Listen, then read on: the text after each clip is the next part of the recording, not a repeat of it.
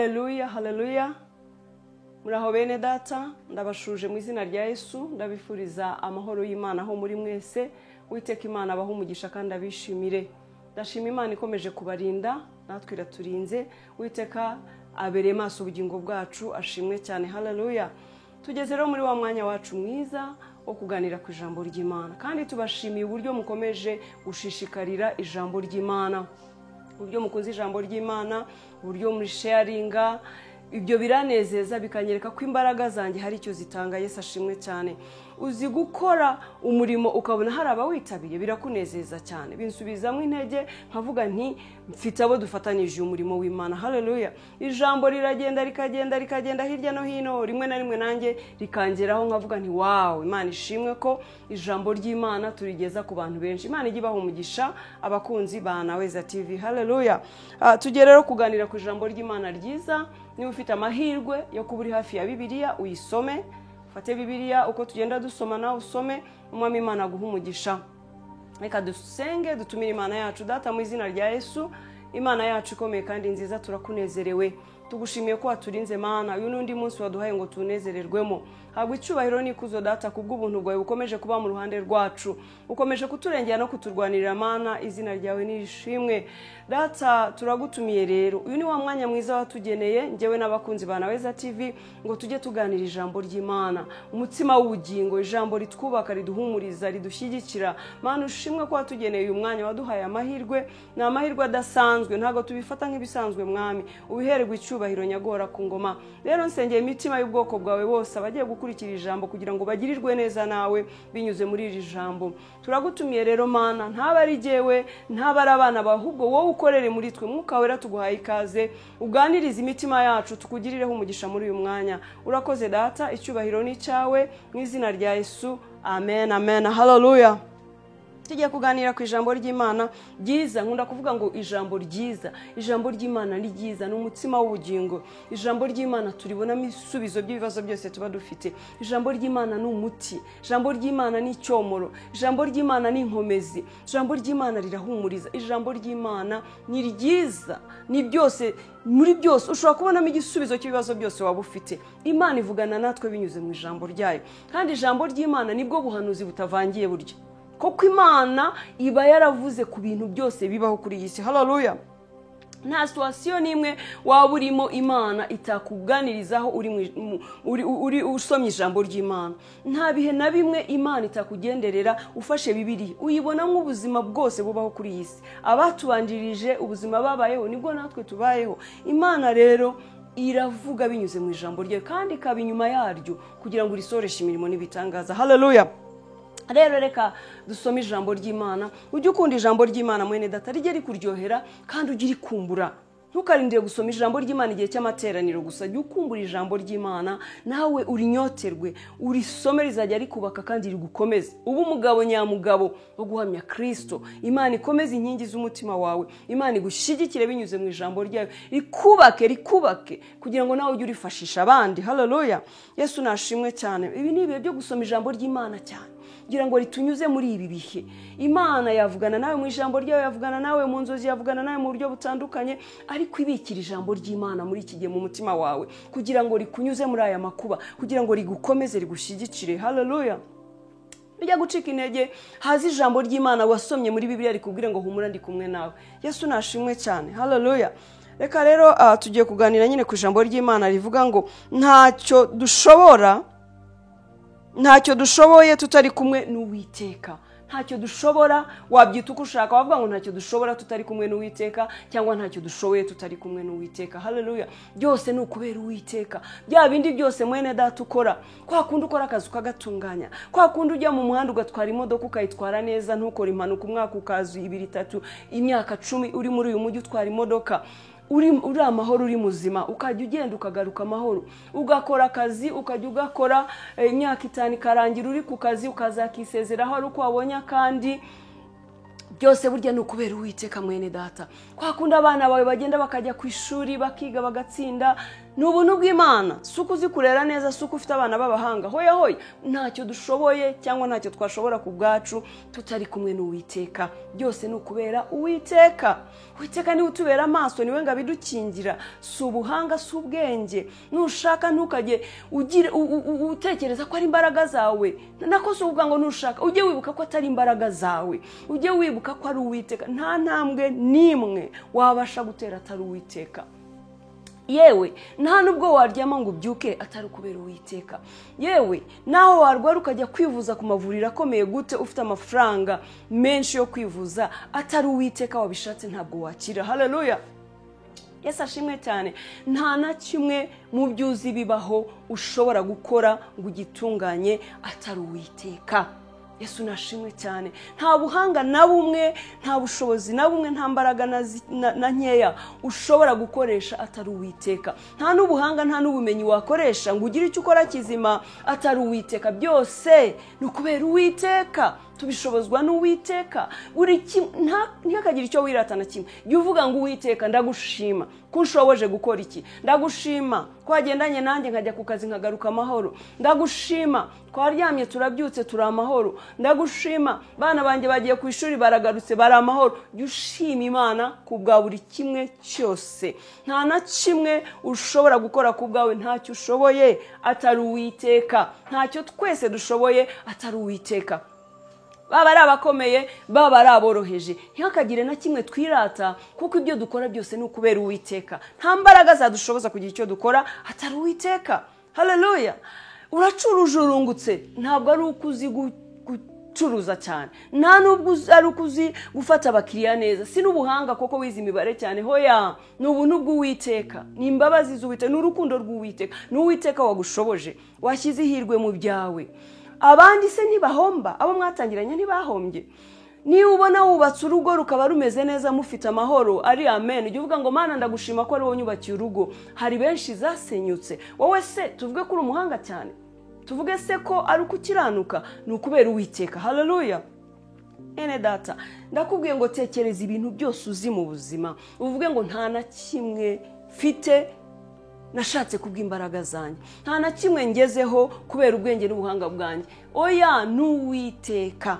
Nubona bigenda neza ibintu byose ukoze, jya uvuga ngo ukuboko kwiza k'Uwiteka kuri kuri jye. Jya uvuga ngo ubuhanga bw'Imana nibwo bunshoboza, imbaraga z'Imana nizo zinshyigiki. Yewe ubisubiremo, ubitekerezeho kandi ubihe imbaraga mu mutima wawe. Ntacyo dushoboye, ntacyo twashobora, ntacyo twatunganya atari imbaraga z'Uwiteka, atari ukuboko k'Uwiteka, atari Imana kudushoboza. Haleluya. Nashatse gusobanura no gushimangira ngo ubyibuke kandi ubitekereze kandi ubihe uburemere, yewe ndetse bigutere gushima Imana. Uvuge ngo Mana ndagushima kubw'ibi byose ngezeho, ndagushima kuwo ndiwe uyu munsi, ndagushima ku bana wampaye, ndagushima ku rugo mfite, ndagushima ku kazi mfite, ndagushima aho ngeze uyu munsi ni wowe. Haleluya. Jya ushima Imana kubyikora byose ku bugingo bwawe. Yesu nashimwe cyane. Reka rero dusome ijambo ry'Imana mu gitabo cya Zaburi, ibice 127. Turasoma umurongo waho umwe gusa. Yesu nashimwe cyane. Uwiteka iyo atari we wubaka inzu, abayubaka baba baruhira ubusa. Uwiteka iyo atari urinda umudugudu, umurinzi abera amaso ubusa. Haleluya. Reka tugende, ndashaka ko tubanza tugasoma gusa, noneho tukaganirira rimwe. Yesu nashimwe cyane. Reka tugende nanone mu gitabo cya Yohana, ibice byaho bitatu. Haleluya, haleluya. Ibice bitatu bya Yohana, umurongo waho nanone wa 27 wonyine. Yesu arabasubiza ati, ntacyo umuntu yashobora kwiha ubwe keretse yagihawe kivuye mu ijuru. Abo nabigishwa bari bafite ibyo bamubaza, ntago nashatse ko tubijyamo. Nabigishwa bari bamubajije ibibazo bitandukanye, arababwira ati ntacyo umuntu yabasha kwihubwe, ntacyo yashobora keretse yagihawe kivuye mu ijuru. Twirukanke nanone tugere mu gitabo cy'Abakorinto ba kabiri. Yesu wacu nashimwe cyane. Abakorinto ba kabiri, ibice byaho ibice 10, umurongo wa 17 n'uwa 18. Ahubwo uwirata nirata Uwiteka, koko uwiyogeza atari we ushimwa, keretse uwo umwami wacu yogeza niwe ushimwa. Haleluya. ibi byanditswe dusomye byose biratwereka ko nta na kimwe twakora atari imbaraga z'Imana. Yesu nashimwe cyane. Hariya muri Zaburi ijambo ry'Imana ryatubwiye ngo Uwiteka iyo atari we wubaka inzu, abubatsi baba baruhira ubusa. Iyo Uwiteka atari urinze umudugudu, abarinzi baba barindira ubusa. Yesu nashimwe cyane. Babera amaso ubusa, nta mbaraga bafite zo kurinda umudugudu. Yesu nashimwe. Ni ukuvuga ngo iki mwene data, nta na kimwe tubasha gukora. Abubatsi bakubakira ubusa. Kabone naho waba ufite ibikoresho bingana gute, kabone naho waba ufite abakozi bangana gute, kabone naho waba warabiteguye bingana gute, naho plan waba warayishyize kuri gahunda idasanzwe, warakoze ibintu by'ubuhanga n'ubumenyi, utekereza rwose ko wabitunganije neza. Iyo atari Uwiteka kubana n'ababubatsi, iyo atari Uwiteka kubashoboza, iyo atari Uwiteka kubashyigikira, buri kimwe cyose wakora iyo Uwiteka atakibayemo nta cyatungana. Uwiteka adashyigikiye abo bubatsi ngo abane nabo, abaha ubwenge n'ubumenyi n'ubuhanga, yewe iyo nzu bayubaka naho yaba etaje ejo igahirimo, kandi wenda ikica n'abantu ukajya mu rubanza. Haleluya. Yesu ashimwe cyane. Umurinzi yabera amaso ubusa. Abarinzi barinda umudugudu babera amaso ubusa. Bashobora kwibwira ko barinze, bafite intwaro, bakoze ibishoboka, ariko reka nkubwire, atari Uwiteka kurinda, atari Uwiteka kubera amaso umudugudu, inyamaswa zaza zikabatera zikabica. Ibi abanzi babaca muri humye, bakaza bagatera mu mudugudu bakabica. Abajura baza bagakora amabi yabo, bakiba bakica ndetse n'abantu. Reka nkubwire mwene da, Uwiteka atari we urinze umudugudu, abarinzi baba barindira ubusa, ntacyo babasha gukora. Uwiteka atakurindiye abana bawe, inshuti yanjye, ngo abaganirize, abahugura, abigishe, cya gitsuru bashyiraho ntacyo cyabamarira, nta nicyo cyabatwara. Haleluya. Ya mashuri akomeye wabajyanye kwigaho ntacyo yabamarira. Bashobora kugenda ukishyura amafaranga menshi ariko bakangirika, ugacyura ubusa. Yesu ashimwe. Ushobora kujya ku kazi gakomeye rwose ugakora ukaruhuka uvunika, ariko amafaranga uzanye atari Uwiteka uguhaye ubwenge cyangwa ugushoboje kuyajera, cyangwa ushyize umugisha mu byawe, ukayoberwa aho agiye. Satani akaguteza inyatsi, ukayakoresha mu buryo butari bwo, agateza indwara mu rugo rwawe, mugahora kwa muganga. Amafaranga wakoreye akagupfira ubusa, akaguteza se abajura bakaza bakayiba. Haleluya.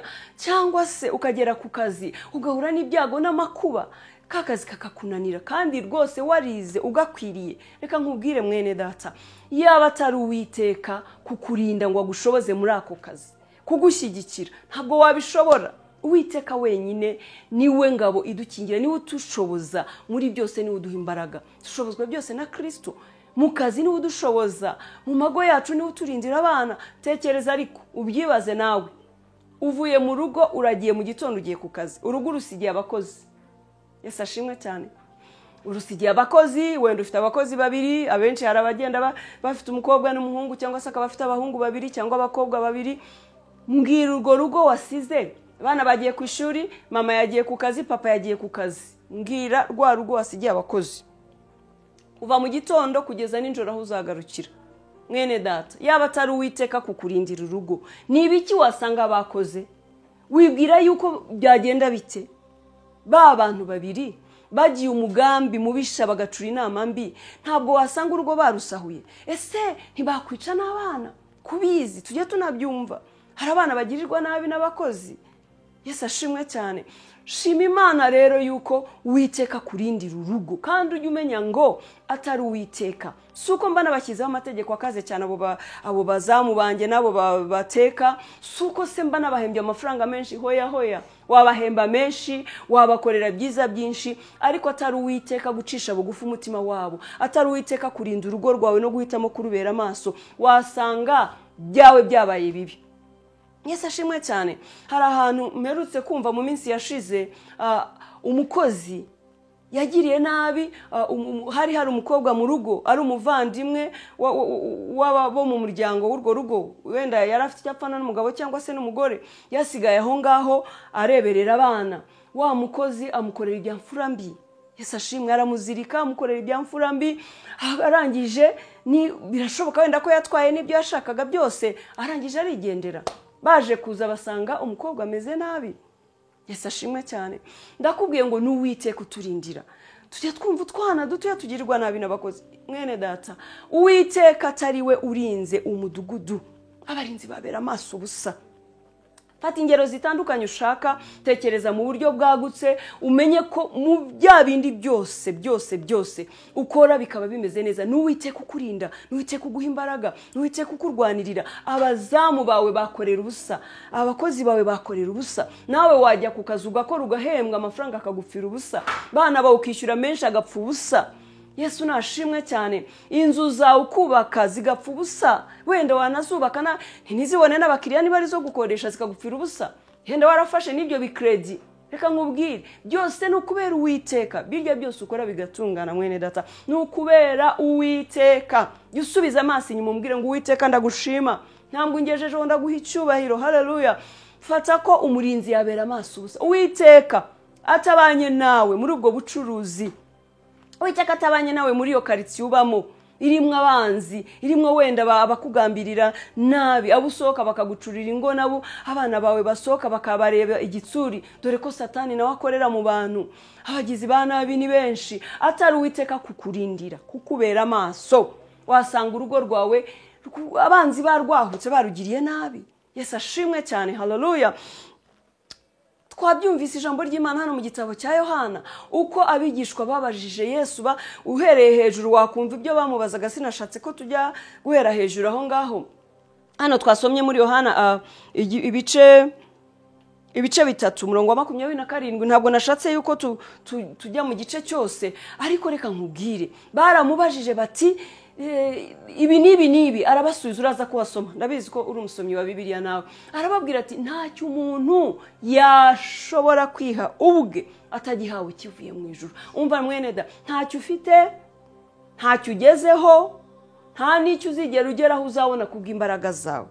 Amashuri yawe si yaguhesheje ibyo ufite, ubwenge bwawe, ubucuruzi bwawe si bwo buguhesheje ibyo ufite. Ubuheshejwe n'uko Uwiteka yabaye mu ruhande rwawe, akagushoboza, akagenda kuyobora, akagenda kugira inama, akagenda guha umugisha, akagenda kwagura, akakwagurira imbago. None ugahera kuri aka gato, ejo akagenda gushyigikira, ejo bundi wunguka, ukaba ugeze aho ugeze uwo munsi. Ni nayo mpamvu bikwiriye kugutera guca bugufi cyane. Si uko wakoze cyane cyangwa si uko uri umuhanga, bijye bigucisha bugufi, umenye ngo n'Uwiteka wakoreye muri jyewe, wampaye umugisha. Haleluya. Yesu nashimwe cyane. Rero bigutere gushima Imana. Yesu ashimwe. Ijambo ry'Imana ryatubwiye hano mu Bakorinto ngo uwirata, sinzi ko mwahumvise bene data, Abakorinto ibice 10 umurongo wa 17 n'uwa 18. Reka twongere tuhasome tuhumve. Aravuga ngo ahubwo uwirata nirata Uwiteka. Ahubwo uwirata nirata Uwiteka. Nushaka kuvuga ibyo ugezeho no kubiratira abantu no kubivuga, uca bugufi mu mutima wawe, wirata Uwiteka. Urata Uwiteka, uvuga uti Uwiteka ni intwari, Uwiteka ni isoko y'umugisha, Uwiteka bere maso abana banjye, Uwiteka nkuye kuri uru rwego ngejeje aha, natangiriye aha none ubu ngubu ngeze aha ngaha kubera Uwiteka. Urata Uwiteka, koko ibyo ugezeho byose no kubera Uwiteka. Haleluya. Yesu nashimwe cyane. Umurongo wa 18 uratubwira ngo kuko uwiyogeza atari ushimwa, keretse umwami wacu yogeza ni ushimwa. Uwiyogeza si ushimwa, keretse umwami Imana yashatse kugirira neza, yashatse guha umugisha, akaba ari umwogeza, akaba ari umurata, akaba ari umugaragaza ko ari igihangange, ari intwari. Keretse Uwiteka yashatse kumurata no kumuhesha agaciro n'icyubahiro, uwo nguwo ni ushimwa. Ariko uwirata, ushatse kwishima, kwishyira hejuru, kwigaragaza, ngengeze kuri ibi kubera ubuhanga bwanjye, kubera gucengera, kubera kugera, kubera inshuti zikomeye, kubera nturuka muryango ukomeye, uzaba wibeshya. Uzaba wibeshya kandi uzaba ubuze ubwenge, uzaba ubaye umupfapfa, uzaba wimuye Imana yawe. Ibyo ufite byugezeho ni ukubera Uwiteka. Bijye bigutera gushima Imana, bigutere no guha abandi agaciro batabigezeho. Suko ari indangare, suko atari abakozi, ahubwo nuko igihe cyabo kitaragera cyo kugirirwa neza n'Uwiteka ngo nabo abaho umugisha nk'uwo nguwo. Kandi nabo burya baba bafite ibindi Uwiteka yabageneye. Buri muntu Imana imugenera ibimukwiriye. Yesu ashimwe cyane. Birakwiriye rero kuha abandi agaciro, ugenda duhana agaciro, ukubaha abandi, ugusabye ntumutware nkaho yabaye injiji cyangwa yarangaye. Wowe ujye wumva yuko gusa byamushyikiye, kandi ujye wumva ko nawe ejo bundi ibyo byahinduka. Yesu ashimwe cyane. Koko Imana yacu nibera hose icyarimwe, kandi twese turabana bayo, itugenera byiza byinshi. Haleluya. Yesu ashimwe cyane. Abakunzi bacu ba Naweza TV, iri jambo riradukangura guha Imana yacu agaciro, kubaha Imana, kumva ko ari Imana, ntacyo turi cyo, nta nicyo dushoboye ku bwacu atari Uwiteka. Kuba hari icyo uri cyo, ukaba ufite izina bakwita, kuba ukomeye muri uwo mwanya, kuba baguha agaciro ugenda bakaguha icyubahiro, ukaba ufite intebe idasanzwe, ni ukubera Uwiteka. Hari benshi mwiganye bashomereye, hari benshi mwaturutse hamwe badafite ubushobozi nk'ubwo ufite, ni ukubera rero Uwiteka. Jya umushima, umuhimbaze, umuhe icyubahiro kandi umwegurire byose kugira ngo abitegeke, urushizeho kubona umugisha. Kandi ugende uciye bugufi imbere y'Imana, utunga umutima uciye bugufi, uha Imana umwanya mu mutima wawe. Jya ufite byose kandi bibi byo guhesha Imana icyubahiro, ubikoreshe mu guhesha Imana icyubahiro no kuyishyira hejuru. Uvuge ngo Mana, n'ubundi niwe wabimpaye. Nushobora kugaburira abashonje bagaburire, nushobora gusura abarwayi basure, nibiba ngombwa ko hagira abo wambika bambaye ubusa bambike, kuko ntacyo ufite utahawe. Byose wabihawe n'Uwiteka, niwe wakinguriye umugisha mu rugo rwawe, mu buzima bwawe, kandi unarangaye ukabyitwaramo nabi. Narababwiye ngo Uwiteka niwe ufite urufunguzo rukinga, ni nawe ufite urufungura. Ni ukuvuga rero ngo ubyitwaremo neza, tujye duhesha Imana agaciro n'icyubahiro mu byo dufite, kandi tubikoreshe neza kugira ngo Mwami Imana nadusaba raporo, erega azadusaba raporo y'ibyo twakoze, y'ibyo twakoresheje, ibyo yaduhaye. Azadusaba raporo ko wari ufite ubutunzi bi, abakene bari bagukikije wabamariye iki, abashonje bazaga iwawe wabagenza gute. Tuzatanga raporo umunsi umwe, tuzatanga raporo rwose. Hari igihe audit izakorwa, tugatanga raporo, tukavuga uko twakoresheje ibyo Imana yaduhaye. Mwami Imana rero abaha umugisha abakunzi ba Naweza TV, rushizaho kubaha Imana no kumenya ko ntacyo dushoboye, ntacyo washobora, ntacyo watunganya atari Uwiteka. Bigutere kumwubaha no kumucira bugufi no kumenya yuko Uwiteka ari byose mu buzima bwawe, kandi ujye umuha icyubahiro mweneda, kandi ujye urushizaho gushaka gukora ibyo Uwiteka ashima. Ujye umunezeza, umwubaha, umuhesha agaciro, kandi ugendere mu nzira zishimwa nawe. Tunga umutima w'ubwenge, wubaha Imana, uyubahishe ibyo ufite, kandi ukorera Imana ukibishoboye, bikitwa none. Nturindire ejo, ibyo ushoboye gukora none ntubirindirize ejo, kuko ejo sahawe, si wowe utegeka ubuzima, ntabwo uzi ejo uko bizaba bimeze.